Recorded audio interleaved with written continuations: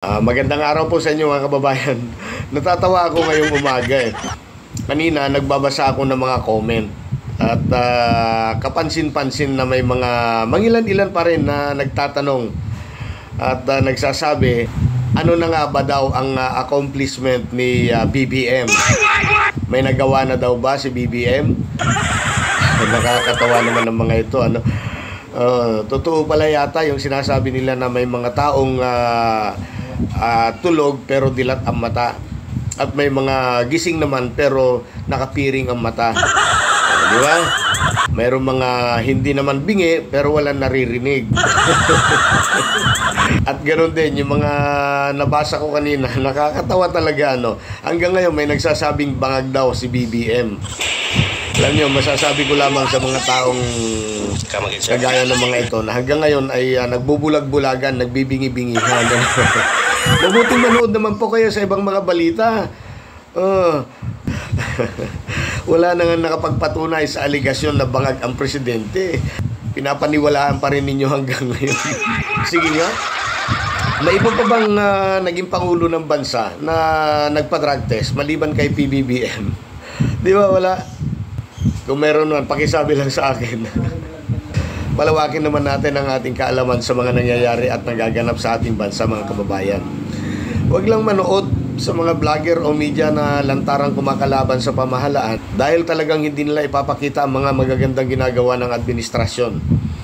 At sa mga hanggang ngayon ay nagtatanong kung may nagawa at kung ano man ang accomplishment ni BBM at ng ating administrasyon, irirekomenda ko po ulit. Manood po kayo sa RTVM. Ito po ay YouTube channel ng Malacanang. At doon po ninyo mapapanood lahat ng ginagawa ng Pangulo araw-araw. Ayan, kagaya nitong ipapakita ko po sa inyo. Mahigit 4,700 na titulo para sa mga agrarian reform beneficiaries na naman mula Zamboanga del Norte, Zamboanga del Sur at sa Zamboanga Sibugay. Ito ay mahigit na 7,000 hektarya ng lupain. Sakahin ito mga kababayan. At kasama na rin ng ilang mga makinarya na kagamitan sa pagsasaka at iba pang mga pangangailangan ng ating mga magsasaka doon. Alam nyo, pangarap ng Pangulo na makapamahagi ng kahit 1 milyon lang, 1 milyon na land title sa buong bansa bago matapos ang kanyang panunungkulan. Panoorin natin ang ilang bahagi ng kaganapang ito sa Zamboanga. Mga kababayan, ang Pangulo ng Republika ng Pilipinas, His Excellency Ferdinand R. Marcos Jr.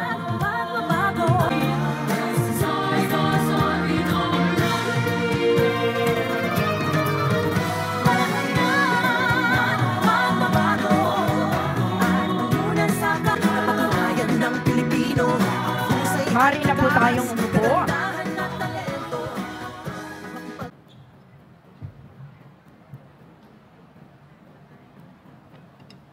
May buntak ninyong tanan. Hey! Karong buntaga, natay distribution, region-wide distribution of land titles. The President of the Republic of the Philippines, His Excellency, President Ferdinand Romualdez Marcos Jr. Before anything else, on behalf of the people of our beloved province of Zamboanga del Norte, we would like to express our deepest gratitude to the dearest President for taking the time off from his busy schedule to fly all the way here to be with us in the landmark undertaking. Thank you much, President Bongbong, for gracing this occasion with your presence. Thank you, cherish the land titles and support service you received today. Aanyayahan po natin ang ating mahal na Pangulo upang pangunahan ang pamamahagi. Hinihiling din po natin sa ating stage party na asistahan ang ating mahal na Pangulo. Velmor Lumanta ng Municipality of Mutya.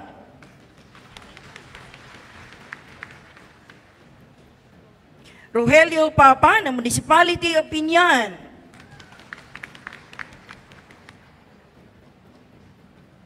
Evelyn Surita ng Municipality of Mutya.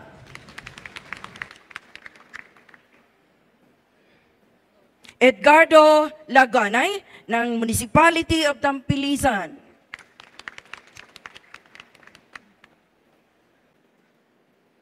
Si Fernando Tume ng Municipality of Tampilisan. Pangalawa, mga beneficiaries sa Zamboanga del Sur na kinakatawan nina Felomena Vintek ng Municipality of Ramon Magsaysay. Paterno Magusara ng Municipality of Ramon Magsaysay. Delta Tinambing ng Municipality of Dapuyan.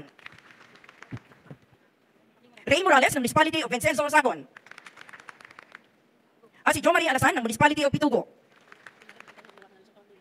Pinakahuli ay ang beneficiaries sa Zamboanga Sibugay na kinakatawan nila Orlando Ramos ng Municipality of Titay. Raul Zamora ng Municipality of Titay. Pigok Adas ng Municipality of Malangas.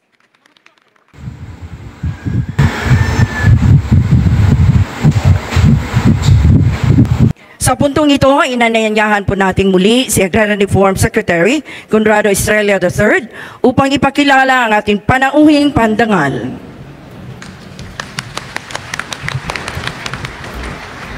Ladies and gentlemen, the President of the Republic of the Philippines, His Excellency Ferdinand R. Marcos Jr. Maraming salamat sa ating kalihim ng DAR, Agrarian Reform Secretary Conrado Estrella. Please, magsiupo po tayo. Andito rin po ang Special Assistant to the President na tumutulong po sa atin sa lahat ng mga iba't ibang issue. Tumutulong po sa atin tungkol sa lahat ng mga pangangailangan ng ating mga kababayan. Ito po, Secretary Anton Lagdameo. Nasa na? Bumaba na. O yan, nagtatrabaho na. Okay. The Second District Representative ng Zamboanga del Norte, Glona Labad-Labad. Zamboanga del Norte, First District Representative, Congressman Robert Uy. Ang Zamboanga del Sur, First District Representative, Divina Grace Yu. Ang ating host for today, Zamboanga del Norte Governor, Rosalina Halosos. Zamboanga del Sur Governor, Governor Victor Yu. Zamboanga Sibugay Governor, Governor Ann Hofer. Ang Dipolog City Mayor, Mayor Darrell Dexter Uy. Ang Mayor naman ng Dapitan, Mayor Bullet Halosos. At alam niyo po, ang pagpakilala sa akin, ako daw ang guest of honor dito. Mali yun, mali yun, mali yun. Kayo, mga beneficiary, ang guest of honor namin dito ngayong araw na ito. Mga minamahal kong mga kababayan, maayong adlaw kaninong tanan. Ang pagsadya po namin dito sa Dipolog City ngayon ay bahagi ng aming patuloy na paglilibot sa bawat sulok ng bansa upang maghatid ng serbisyo at tulong sa mga mamamayan. Hindi tayo mapapatinag sa init ng panahon at sa banta ng paparating na tag-ulan. Hindi ako magsasagawang paglingkuran kayo. Hindi ako magsasawang paglingkuran kayo. Hindi ako magsasawang paglingkuran kayo at maghatid ng iba't iba pang mga serbisyo para sa taong bayan, lalo na sa mga nangangailangan. Narito ako kasama ang kawani ng Department of Agrarian Reform upang isakatuparan ang matagal nang pinapangarap ng ating mga magsasaka. Ngayong araw, mamamahagi po tayo ng mahigit 4,900 titulo para sa ating mga Agrarian Reform beneficiaries mula sa Zamboanga del Norte, sa Zamboanga del Sur at sa Zamboanga Sibugay. Ang mga titulong ito ay sumasaklaw sa mahigit 7,000 hektarya ng lupang pagsasakahan. Ngayon pong pagmamayari na ninyo ang mga lupaing ito, nawa ay mas lalo pa ninyong mapagyaman ang inyong mga sakahan. At upang masiguro na mas magiging produktibo ang pag-aaring ito, nagbibigay din kami ng ilang makinarya, kagamitan na nagkakahalaga ng mahigit 15 milyong piso.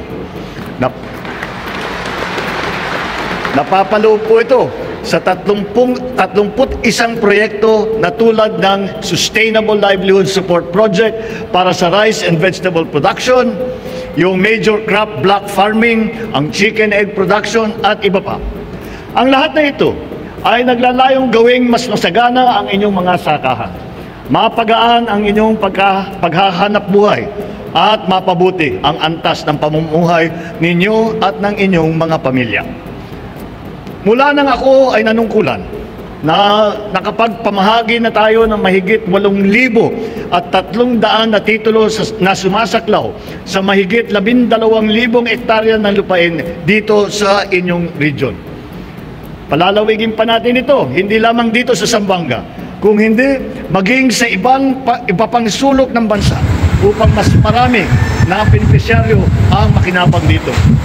Umaasa po ako na ang mga titulo o CLOA at tulong na aming pinagkakaloob ay magsisilbing inspirasyon sa inyong pagsasaka at sa paggaganap ninyo ng inyong mahahalagang tungkulin sa pagsiguro ng supply ng pagkain para sa ating mga kababayan. Ito rin po, sana ay maghimok sa inyong mga anak at sa kanilang pang magiging anak na ipagpatuloy ang marangal na propesyon na pagsasaka dahil sila po ang pag-asa ng sunod na henerasyon. Para po sa kaalaman ng lahat, higit sa mga report na natatanggap ko sa ating opisina, mas gusto ko na makita ko talaga ng personal ang bunga ng ating mga plano, inisyatiba at proyekto. Gusto kong masaksihan mismo ang tamang pagpapatupad ng ating mga kagawaran at lokal na pamahalaan ng mga programa ng gobyerno at makasiguro na tunay na napapakinabangan ito ng ating mga kababayan. Yan po talaga ang hangarin at dalangin ko para sa bawat pamilyang Pilipino. Ang magkaroon ng produktibo, maginhawa at mapayapang pamumuhay. Okay, napanood po ninyo ang ginawa na naman ng ating Pangulong BBM kung saan namahagi na naman po siya ng pagkarami-raming titulo o lupain. Huwag na yung titulo, lupain talaga. Binigay ang lupain kasama ang titulo siyempre. Sige po, maraming salamat sa panonood. See you again.